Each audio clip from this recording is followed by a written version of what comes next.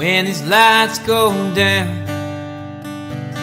and I'm a rolling stone. When the show leaves town and we put it on the road, I've got a wandering mind and a hand on the wheel. People listen to these songs, do you know how I feel?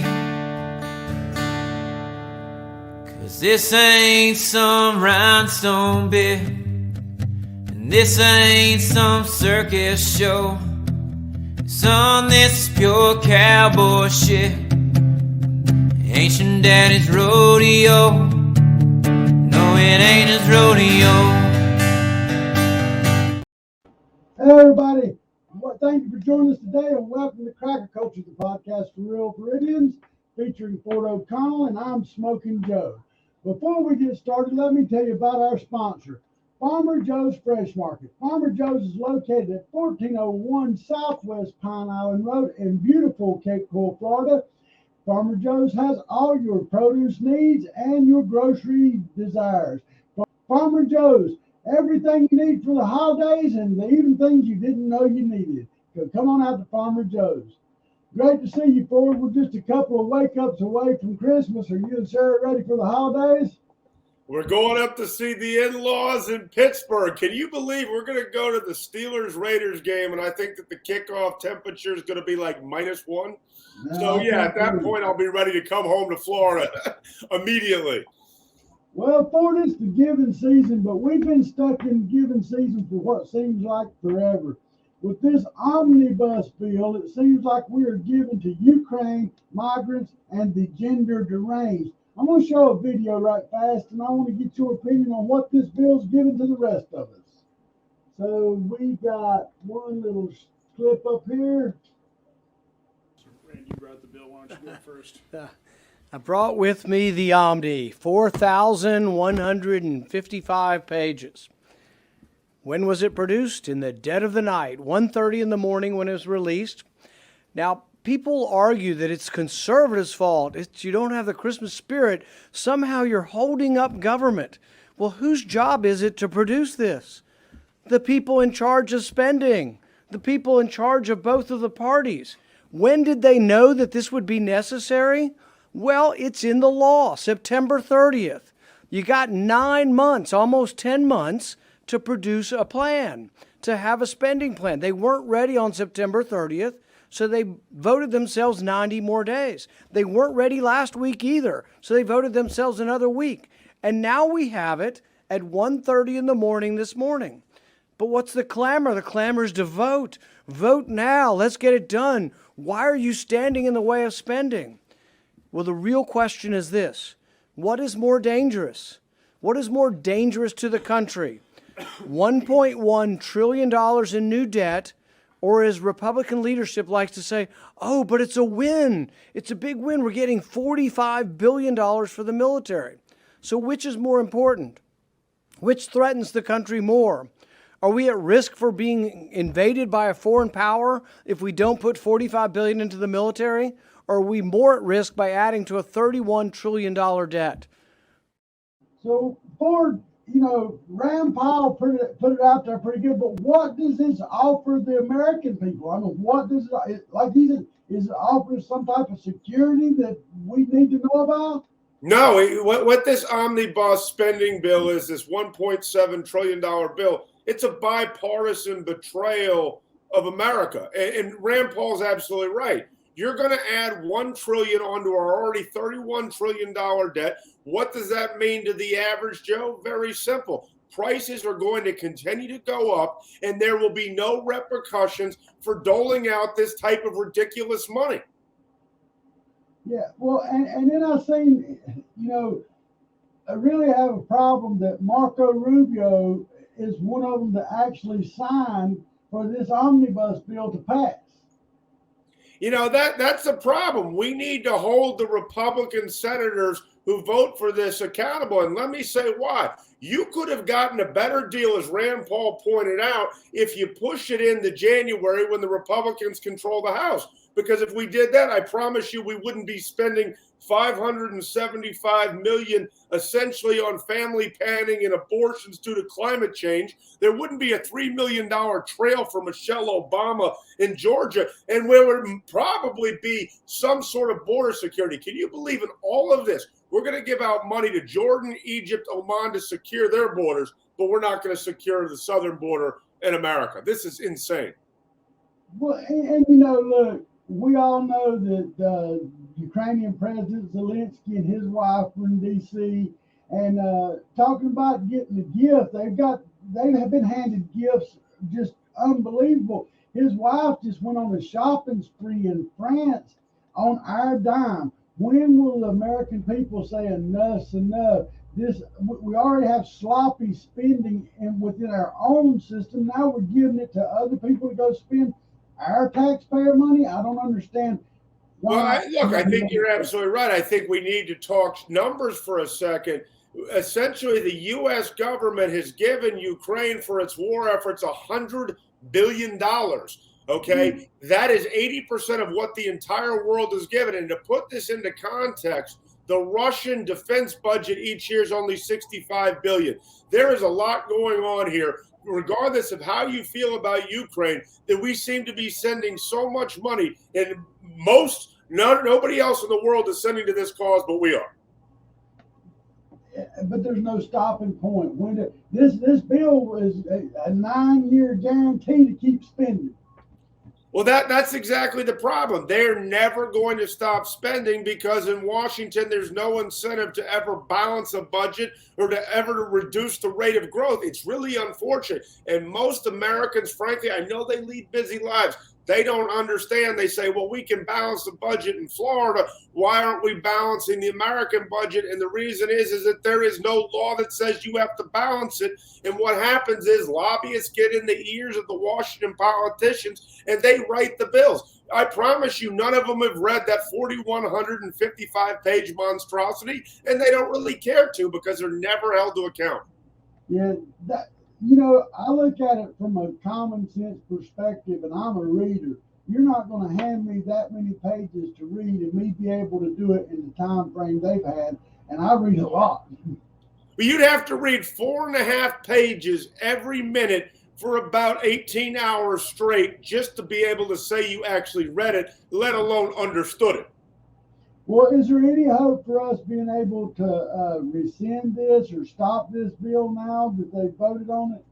Sadly, no. It appears that it's going to pass, and it's truly unfortunate. And frankly, if you wanted to at least get spending under control, you would have pushed it off until January. I blame Mitch McConnell for this because, in my opinion, Mitch McConnell is doing the bidding of Senate Democrats, not expressing the will of the American people. And that is the biggest problem with Senate Republican leadership. And that's what Rick Scott was trying to explain to the American people when he challenged Mitch McConnell. Yeah, and I'm glad that at least Rick Scott's trying to put his feet under the fire, but we got to have more conservatives stand up and say, hey, this ain't right. This ain't Republican values, and not let us continue to break the fabric of America by ruining us with passing all of our money out to foreign countries. That's exactly right. And let me tell you why more people don't stand up to Mitch McConnell on this point. He controls the reelection campaign funds. And further, many of them get a lot of money from the military-industrial complex that is designed to continue to generate weapons and to pay off people on Capitol Hill so the American people are not wiser. Look, I'm a huge fan of the Defense Department, but I promise you we could be spending that money a heck of a lot more wisely. Oh, yeah, I don't believe that we effectively spend the money that we give to our defense fund, and that's an issue that somebody's going to have to eventually take a look at. I don't know. But that's the game that they play with Republicans. They say, well, it's a victory. No, the American people lost in this spending bill, pure and simple. But what will happen is the media Mitch McConnell and others will say, if you don't vote for this bill, then you're against the troops. You're against the military. You're against America. And it's a total lie. And we've been doing this now year after year. And it is the same exact nonsense. That was Rand Paul's point. And unfortunately, he's about the only brave one who's consistently put their foot down in Washington. Yeah, I agree with you on Rand Paul. I wish more of our conservative leaders had a backbone. I want to talk to you about Mike Lindell. He announced he was running for chairperson for RNC against Ronald McDaniel. And also, Hamet Dillon said she was running. What is your thoughts on that race? I mean, that's Lindell, Harmeet, and Rona, which now McDaniel was Trump's pick. So let me put it to you this way. I know all three.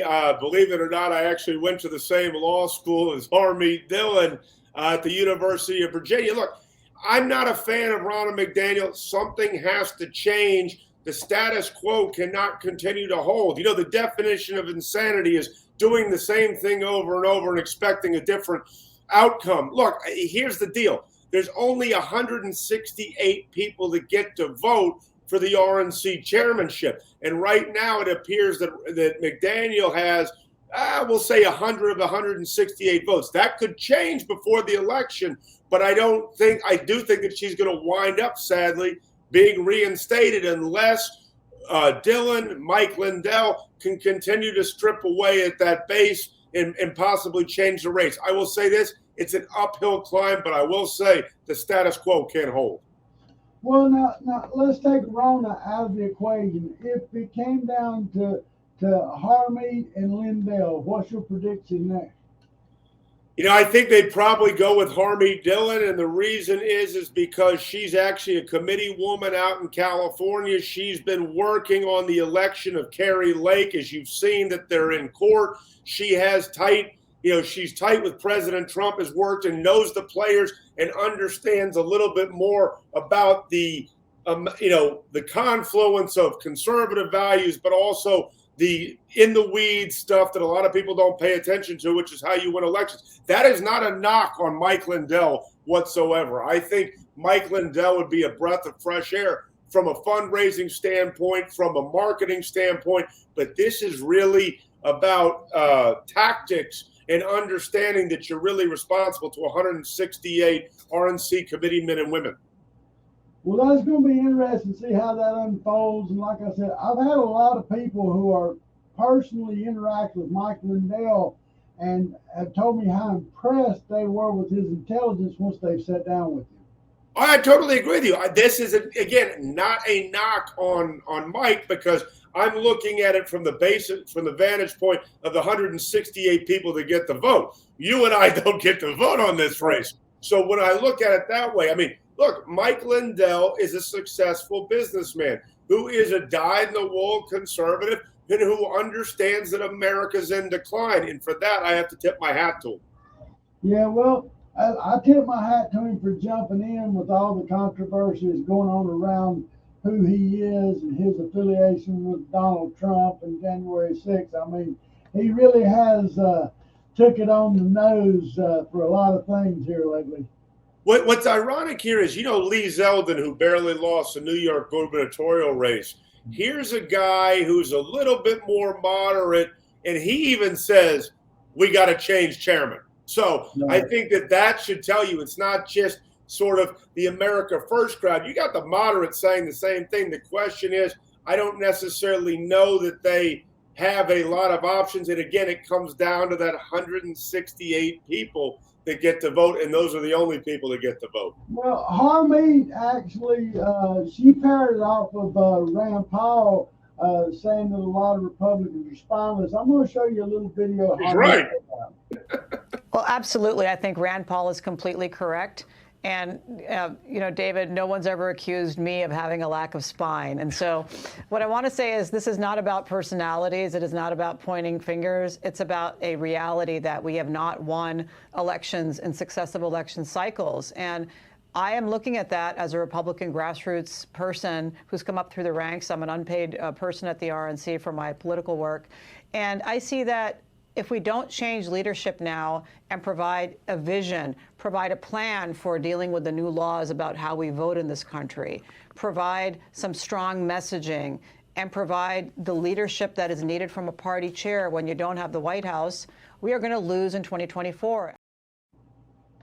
Well, that come right out of Harmeet's mouth, and she seems pretty dead set on her feelings about this situation. Well, let me tell you, I've known Harmeet for a very long time, and she knows what I know. If we don't find a way to win Arizona and Georgia in 2024, we're not going to take the White House. And it doesn't matter if you've got Ron DeSantis as the nominee or Donald Trump. Something has to change in the way that we approach voting and the voting laws and the way the Democrats, frankly, have been fleecing the media when it comes to the different types of narratives. And her background as a civil rights lawyer and as a TV pundit, I know that seems like very odd things to a lot of people, is very useful in this capacity. Again, not a knock on Mike Lindell, but I do think that what Harmeet is saying is right. I just don't know that the 168 people that are voting are going to change horses with Ronald McDaniel.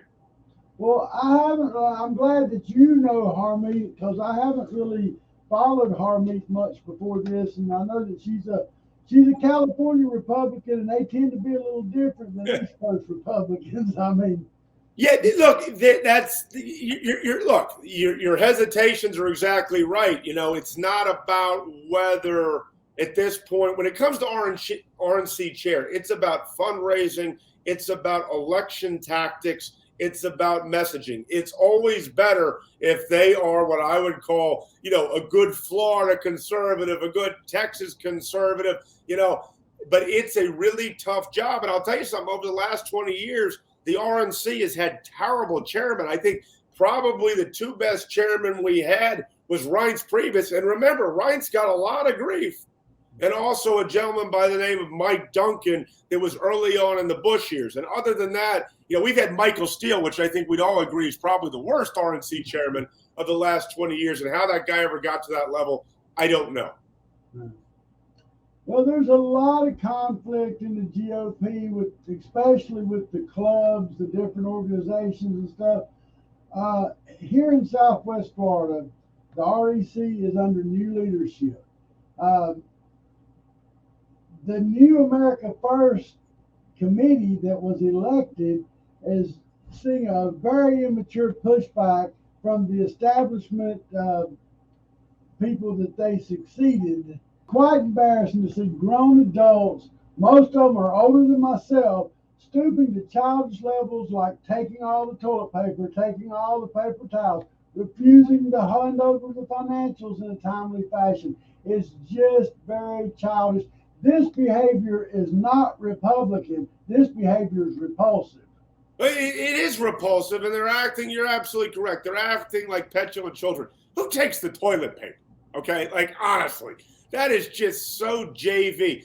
But that's where you are, and I think the new board needs to understand this, that the outgoing establishment who lost by the will of the members of the Lee County REC fair and square are going to scheme for the next year or so and try to make the Lee County REC irrelevant. It's not like we don't have enough problems to organize for 2024, to bring in new members, but now you're going to actually have to fight the ousted people too. And why? Because like Democrat rhinos, they lost power and they refuse to accept and give up. State Representative Spencer Rhodes is calling it a hostile takeover. And like you said, how is an open election a hostile takeover? It's not a hostile takeover. He is trying to get anyone to listen to him when it comes to what happened in Lee County. They got ousted because of cronyism and refusing to respect the will of the people, particularly within the Lee County REC. And now Spencer Roach is going to try and cause problems everywhere for the current new incoming members. And it's truly unfortunate, but this is what the cabal does. The Terry Miller, Spencer Roach, Matt Caldwell, you name it group. When they lose, they make your life a living hell. And it's truly unfortunate because it's inside baseball for most people in Lee County, but it's the people of Lee County who suffer. Well, Terry Miller, with his connections to fake news like NBC2's Dave Elias and social media's Florida Politics, amongst other carpetbagger commentarians, are employing communist-style propaganda techniques in an attempt to fabricate a proxy war hoax between DeSantis supporters and Trump supporters for control of the GOP. Now, I've got, I put up some things that Spencer's put out, and he's basically trying to stir it up. He says there's a proxy fight between Donald Trump and Ron DeSantis for control of the GOP. I mean, there is not, at least in Southwest Florida, a fight amongst Republican supporters between Trump and DeSantis. To your point, this is all about a smokescreen. The establishment cronies lost power, and now they're trying to fabricate a situation when it comes to this. And let's remember, let's take folks like Matt Caldwell and Spencer Roach. They were never for Trump in the first place. Not only were they never for Trump in the first place, they were never for DeSantis in the first place. Most of them were Putnam people. And people need to remember that. This is all about them losing power, and they're trying to hide behind something that the media wants to cover over and over. It's the media that loves to cover Trump versus DeSantis. That's not what's on the mind of Florida voters. What's on the mind of Florida voters is taking care of Florida problems and winning the White House with whoever the primary voters pick in 2024. Well, to your point, the Roach has tapped in to the Never Trumpers in an effort to build a false belief that the grassroots America First conservatives are election deniers, Holocaust deniers, and anything else to bring division into the GOP. I mean, he put out another article which he attacked General Flynn, he attacked Alfie Oakes, and made all these accusations toward these conservatives. Well, look, the Roach probably should change his party affiliation to Democrat and save us a lot of time, because that's really what he is. If he doesn't understand that America's in decline and that we all have to be marching in a single file line if we're going to take back the White House, this is unhelpful, not only to Southwest Florida, it's unhelpful to Florida and America. Well, I've talked to several people that's in the REC, and Mike Thompson is the new chairman of the chairperson of the REC in Southwest Florida. Now, he's got a lot of pushback, and it is come from the Spencer Roach, like you said, the Matt Caldwell, the Terry Miller. They're putting the pushback against that whole board. Now, I know that there's some people that are pro Thompson. I know there's people that's on the fence about Thompson. But if you are going to have an effective REC, you need to get behind your chairman until you decide to change it. Yeah, I think that's exactly right. You have to respect the election. And Mike Thompson won, and Tara won, and the new board won. And you have to get behind them, because if we destroy the Lee County REC, that's not going to be very helpful come 2024. That was the point of the vote. You had a change of power. Now we need to get behind that power until there is a new election. And just because it's not the person you like, that does not mean you can take your ball and go home like a child. Well, it's a total Democrat play, in my opinion. Oh, well, we can't hate America because you got Trump in the White House, or if you're Republican, you got to hate America. They're hating themselves because they don't like the person that beat them. Well, that's exactly right. This is all about losing an election and crying like a child. I will tell you something. For those who really would like Trump to sort of go away. I don't think that a lot of people understand that if Trump just goes away, they're going to turn the bullseye completely on Ron DeSantis. And by the time, in 1 or 2 months, the media will be calling him worse than Trump and the next Hitler. You've got to understand how these games are played, and having two potential Republican presidential nominees right now is the best thing for the Republican Party as we seek to try to take back the White House. Well, I guess the issue that bothers me is because the way now I've supported the America First agenda. However, I don't feel like I've ever been anti-DeSantis. I'm pro-DeSantis. I'm pro-Trump. Whichever one gets the seat, I'm going to support. And this idea of pushing people that like Trump against people that like DeSantis is nothing but divisive. It's going to not do anything to strengthen the party. It's going to help to strengthen the Democrat Party against us because we can't come together. Well, I think you're absolutely right. And by the way, let me tip my hat to you, Joe. You're a good American for saying that. I'm like you. I am pro-Trump and I'm pro-DeSantis, and I am basically going to be pro-both until somehow I have to make a choice one way or the other. And the idea of falling into this narrative, remember, it's the Democrats that are trying to create this narrative. It's the media that's trying to create this narrative of driving you into one or the other. And you have to remember that, because nothing good is going to come from that narrative except the defeat of the Republican Party in 2024. Well, again, I gotta encourage the people in the REC to, you need to watch the old players because they have an agenda. They still got an agenda. You need to watch the new players and give them room to succeed. If you're going to set them up for failure, we all fail. Well, that's my concern. Yeah, but that's my concern, Joe, is I'm concerned that people aren't seeing what you're saying. And not only that, I know that the ousted establishment is going to continue to try to make Mike Thompson and the board's life a living hell. I think Mike Thompson needs to recognize that right now, but I think it's important for the members of the Lee County REC to say, hey, you get a window of time. We are here to help you. Mike, Tara, what do you need to be successful? And I think that's what they need to be strategizing towards. And unfortunately, as you know, the establishment is not about improving Lee County. They're not about improving Florida. They're about power and lining their own pockets. Now, I've always said it's all a property grab, in my opinion. Every bit of that establishment or cabal or whatever, it's just a property grab. That's all they're looking for.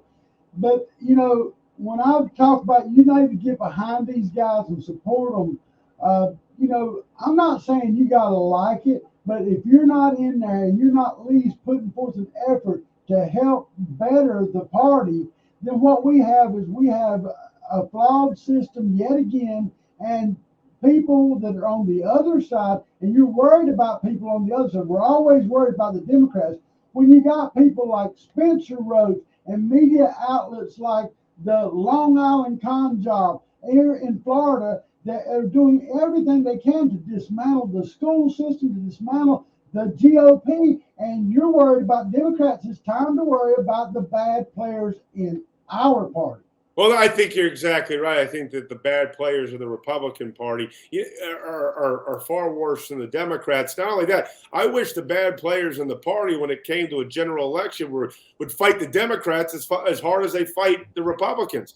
And look, they know, because they've been the establishment so long, they have the media contacts and, the commentators like Brendan Leslie, Florida Politics, whoever it may be. They're going to play along, and we know why, because they're getting paid. Getting paid. And look, I'm not for sale. I'll take some donations, but I'm not for sale. No, it isn't. It's easy to laugh about it, but it's sad. I mean, I've sat back. I haven't heard much negative publicity about any Democrat constituent here in Southwest Florida. I've heard plenty about the conservative ones, and I've heard it all from conservatives. Yeah, I know that's the sad part, is that we just had the midterms, and Republicans and conservatives haven't realized that if we don't find a way to work together, what we're doing is we're not letting each other down, we're letting America down. Well, I've been very supportive of the America First candidates. And I'm going to say this, I'm honestly disappointed by their support of this show. And, I say what everybody else wants to say. I know that some of you guys have political aspirations and you have to be a little guarded, but I say what they want to say. The fact that they're afraid to share what I say, I find them to be nothing more than political pansies. Yeah, I think that that's a big concern. Look, you do a great job, Joe, of calling it like you see it, and honestly calling it, from a working class perspective. And I think that that's important because that needs to get out there, that perspective. And unfortunately, a lot of people are scared to share, the conversations you and I have for fear that somehow they're going to be labeled a certain way. Well, let me tell you something. If you keep hiding like an ostrich with your neck in the sand and you keep denying reality, guess what? It's only going to get worse. What did I tell you? What's the definition of insanity? Doing the same thing over and over and hoping for a different outcome. Well, and my issue is I don't care that they don't share it or whatever. What I do is you send me messages, you call me on the phone, you tell me how much you love the show. You're glad we're putting it out there. If you really love the show, put your clicker on share where your mouth is. Don't call me if you ain't got the guts to share this show. Don't call me and tell me how much you like it. I don't care. Well, I think it goes back to what Harmeet Dillon said, and you see this problem with a lot of Republicans. A lot of Republicans are spineless. And not only that, a lot of Republicans, sadly, are two-faced. They want to please everyone rather than saying what the larger goal is, and that's protecting Florida and America. And it's truly, truly sad. And I'll tell you, we see this all the time. Trey Rado and I talked about this the other day when it comes to illegal immigration. 87% of Americans have no idea how bad the crisis at the southern border is. And I'm going to tell you it's an invasion of America. But why does this occur? Very, very simply, because you've got the Biden White House lying. You've got some Republicans in on it, too, who are totally fine with it. And then you have a near total media blackout. And unfortunately, the facts aren't hitting the American people. And I just think that that's a great example. With inflation, it's kind of obvious. We go to Publix. What used to cost $88 19 months ago is now $245. That's a small problem.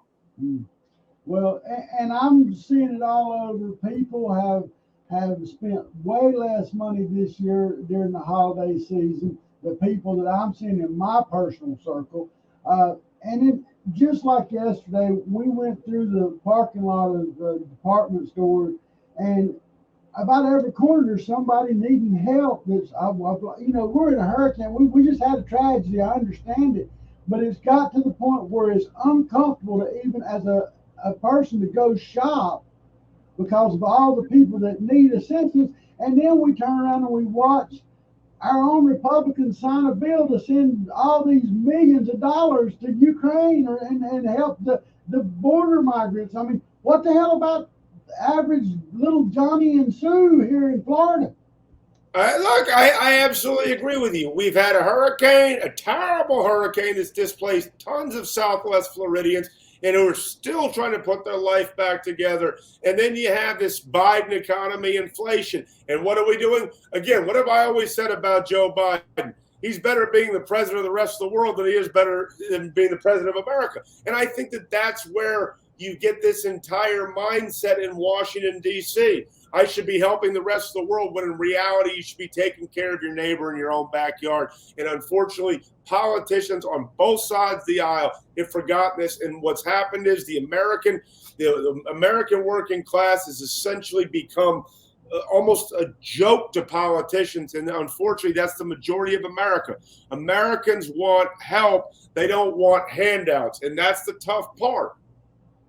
Well, and again, and I hate to go back to the Democratic Party, but they have started years ago with the handout lifestyle that people have grown to accept.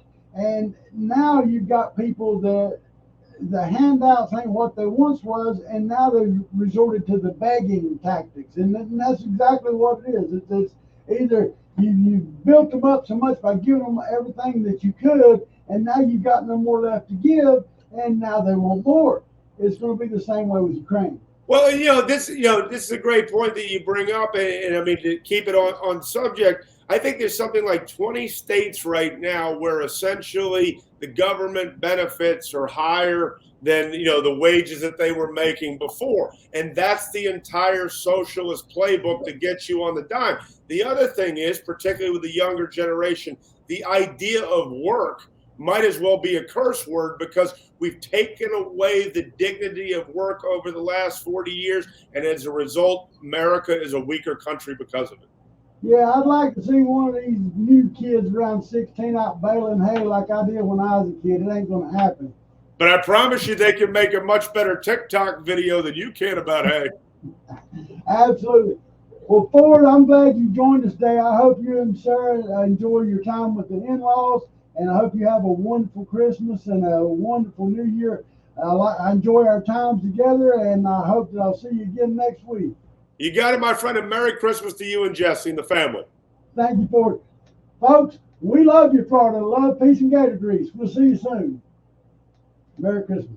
Good evening, Roaches. Welcome to the one and only Black Flag Roach Motel. It's all here. Exquisite cuisine, luxury accommodations, excitement.